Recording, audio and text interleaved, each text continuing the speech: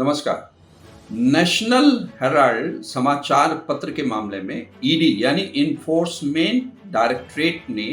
राहुल गांधी और सोनिया गांधी के खिलाफ जो है आरोप पत्र दायर किया और ये आरोप पत्र दोनों इन कांग्रेसी नेताओं के अलावा और भी कुछ उसमें नाम शामिल हैं, जैसे सैम पित्रोदा और सुमन दुबे और कुछ इसमें कांग्रेस नेताओं के नाम हैं। उनके खिलाफ ये जो आरोप पत्र है दिल्ली की राउज एवेन्यू कोर्ट में दायर किया गया और जब से ये मामला जो है ये आरोप पत्र या चार्जशीट जो है दायर की जाती है कोर्ट में, उसके बाद देश के विभिन्न हिस्सों में कांग्रेस कार्यकर्ता और नेताओं ने जो ईडी कार्यालय हैं उनके सम्मुख धरना और प्रदर्शन शुरू कर दिया, मतलब दबाव बनाना शुरू कर दिया है कि ये जो चार्जशीट दायर की गई है कांग्रेस के वरिष्ठ नेताओं के खिलाफ उसको वापस लिया जाए। सोनिया गांधी और राहुल गांधी के खिलाफ ईडी द्वारा मनी लॉन्ड्रिंग का जो मामला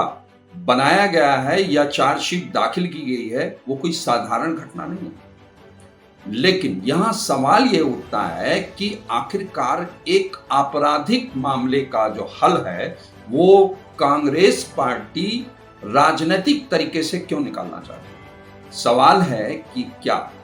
जो देश का कानून है वो आम आदमी के लिए और राहुल गांधी और सोनिया गांधी के लिए अलग है? क्या ये दोनों नेता कानून से ऊपर आते हैं सिर्फ इसलिए कि क्योंकि वो एक राजनीतिक पार्टी का प्रतिनिधित्व करते हैं, उसके वो लीडर हैं, तो क्या उनके लिए कानून अलग तरीके से काम करेगा, आम आदमी के लिए अलग तरीके से काम करेगा? मैं आज इसी विषय पर जो है आपसे बात करना चाहता हूं। देखिए, जो नेशनल हेराल्ड न्यूज़पेपर है उसका जो प्रकाशन है एजेएल एक कंपनी है जो उसका प्रकाशन करती रही, लेकिन उसका जो मालिकाना हक है वो जो है यंग इंडिया प्राइवेट लिमिटेड के पास है, जिसमें हिस्सेदारी है जो है राहुल गांधी और सोनिया गांधी। इसलिए जो है ये सोनिया गांधी और राहुल गांधी को जो चार्जशीट दायर की गई है उसमें उन्हें आरोपी बनाया गया है और ईडी ने इस मामले में आगे बढ़ते हुए मतलब उनके खिलाफ ये पहले मामला दर्ज किया ईडी ने मनी लॉन्ड्रिंग का, और उसके बाद उसने जो विभिन्न नेशनल हेराल्ड के जो कार्यालय हैं लखनऊ में, मुंबई में, दिल्ली में, वहाँ के रजिस्ट्रार को पत्र भी लिखा और कहा कि जो संपत्ति है नेशनल हेराल्ड की उसको जब्त करने की कार्रवाई शुरू की जाए। ये सब आने के बाद मतलब पेपर में आने के बाद और इसकी चर्चा होने के बाद देश भर में जो है जो कांग्रेस के कार्यकर्ता हैं और नेता हैं वो जबरदस्त तरीके से इसका विरोध कर रहे हैं। अब सबसे पहले आगे बढ़ने के पहले मैं ये बताना चाहूँगा, जो मनी लॉन्ड्रिंग का मामला नेशनल हेराल्ड के मामले में राहुल और सोनिया गांधी के खिलाफ दर्ज किया गया, वो मामला है क्या? नेशनल हेराल्ड का एक क्या मामला है जिसको लेकर के आज इतनी चर्चा हो रही है? देखिए, नेशनल हेराल्ड एक जो समाचार पत्र है वो देश के आज़ाद होने के पहले यानी 1938 में प्रकाशित होना शुरू हुआ था और इसका प्रकाशन जो है जो देश के पूर्व प्रधानमंत्री रहे पंडित जवाहरलाल नेहरू उन्होंने शुरू किया था। और इसमें कोई शक नहीं है कि आज़ादी के पहले चूंकि देश में अंग्रेजों का शासन था तो ये जो समाचार पत्र है वो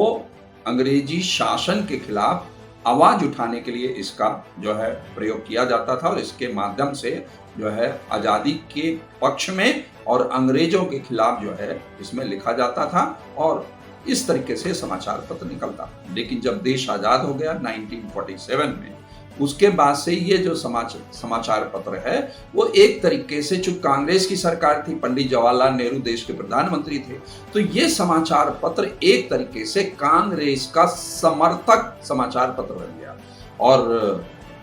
अंग्रेजी में नेशनल हेराल्ड निकलता था और हिंदी में नवजीवन के नाम से और उर्दू में ये कौमी आवाज के नाम से 3 भाषाओं में समाचार पत्र देश के विभिन्न जो है शहरों से प्रकाशित होता था।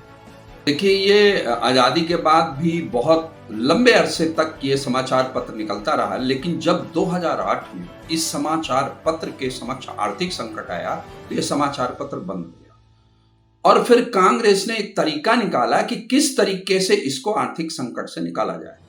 तो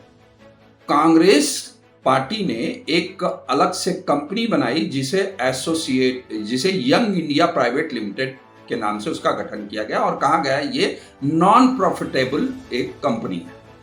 और इसका जो मालिकाना हक है वो ट्रांसफर कर दिया गया एजीएल से जो है यंग इंडिया प्राइवेट लिमिटेड।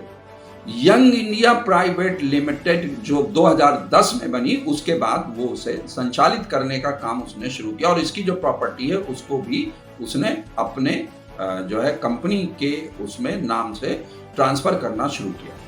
अब यहीं से जो है विवाद शुरू होता है।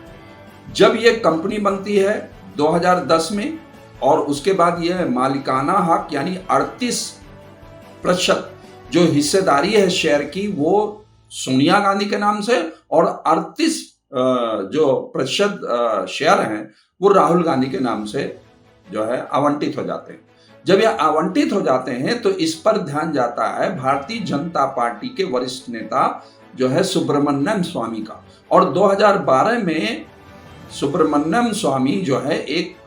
इस पर शिकायत दर्ज करते हैं, ईडी के पास लेकर के जाते हैं कि ये सीधे सीधे भ्रष्टाचार का मामला है और इसमें जो है मनी लॉन्ड्रिंग की गई है। तो मनी लॉन्ड्रिंग जो एक्ट है उसके तहत वो मामला दर्ज कराते हैं और ईडी इसकी जांच शुरू करती है। ईडी पहले इस पर कई राउंड की सोनिया गांधी से, राहुल गांधी से पूछताछ कर चुकी है, उनको कई सम्मन जारी कर चुकी है, लेकिन अब इस महीने उसने जो राउज एवेन्यू कोर्ट है दिल्ली के उसमें बाकायदे जो है चार्जशीट उनके खिलाफ चार्जशीट दायर कर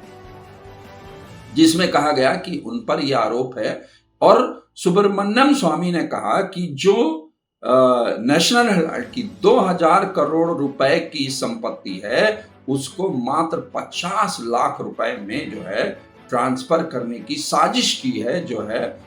यंग इंडिया प्राइवेट लिमिटेड ने। इसलिए ये सीधे सीधे देश की संपत्ति का दुरुपयोग है, मनी लॉन्ड्रिंग का मामला है, भ्रष्टाचार का मामला है। तो मामला दर्ज कर इनके खिलाफ कार्रवाई की जाए और वहीं से जो है राहुल गांधी और सोनिया गांधी की जो है कहना चाहिए कि संकट का दौर उनका शुरू होता है। और इस तरीके से जो है अब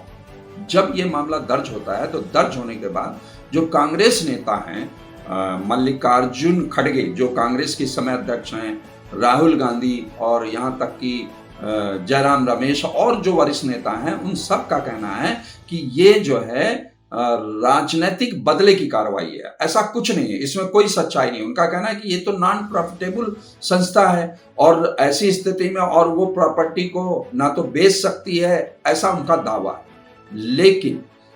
ईडी ने मामला दर्ज कर इस मामले में अपनी कार्रवाई आगे बढ़ा दी।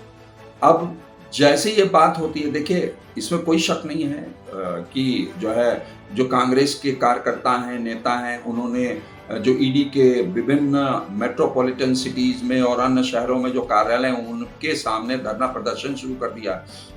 इसमें कोई शक नहीं है कि किसी भी व्यक्ति को यदि उस पर कोई आरोप लगता है या उस पर कोई ऐसी उसे लगता है कि उसके साथ अन्याय हो रहा है तो इस लोकतांत्रिक प्रक्रिया में हर किसी को उसका विरोध करने का अधिकार है, धरना करने का अधिकार है, प्रदर्शन करने का अधिकार है। लेकिन यदि कानून के तहत कोई मामला दर्ज होता है तो उसे कानून के तहत ही उसका निपटारा किया जाना चाहिए। कोई भी जो आर्थिक अपराध है वो किसी भी लोकतांत्रिक व्यवस्था को खोखला बना देता है और किसी भी व्यवस्था को चलाने के लिए, लोकतंत्र को चलाने के लिए एक समुचित व्यवस्था की आवश्यकता होती है, कानून की आवश्यकता होती है और उस कानून के शासन के तहत ही जो है मामले का निपटारा होना चाहिए। कोई भी आपराधिक मामले का निपटारा राजनीतिक तरीके से नहीं हो सकता। आप धरना करके, प्रदर्शन करके, आरोप लगा करके,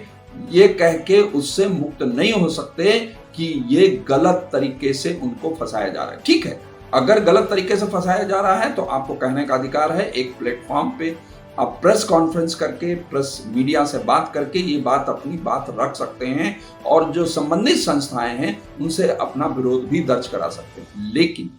धरना करके, प्रदर्शन करके, जो कानून और व्यवस्था है उसका उल्लंघन करके दबाव बनाना कितना उचित है, ये मैं सवाल आप पे छोड़ता हूं। दूसरी बात, मेरा ये कहना है कि अगर राहुल गांधी और सोनिया गांधी या कांग्रेस के नेता जो है अपने आप को पूरी तरीके से निर्दोष मानते हैं, तो कानून का सामना करने में दिक्कत क्या है? भाई, आप जो कानून बनाए उस कानून के तहत लड़ाई लड़िए और कानून को अपना काम करने दीजिए, और आप निर्दोष होकर के आइए, आपको आप निर्दोष साबित करिए। तो जब आप एक कानूनी प्रक्रिया के तहत जो है निर्दोष साबित होकर के आएंगे, तो जनता को भी ये पता चलेगा कि आप जो है पूरी तरीके से ईमानदार हैं, आपने कोई भ्रष्टाचार नहीं किया, आपने कोई गलत काम नहीं किया। तो इसमें हर्ज क्या है, इसमें बुराई क्या है? हम क्यों नहीं इंतजार करते कि कानून अपना काम करे? अनावश्यक दबाव बनाने की जगह जरूरी है कि हम जो है कानून, रूल ऑफ लॉ का सामना करें। मुझे लगता है कि अगर जो है निर्दोष साबित होते हैं कानून के तहत, तो जनता जो है राहुल और सोनिया गांधी को हाथों हाथ लेगी। आज के लिए बस इतना ही, फिर मिलते हैं एक नए मुद्दे के साथ।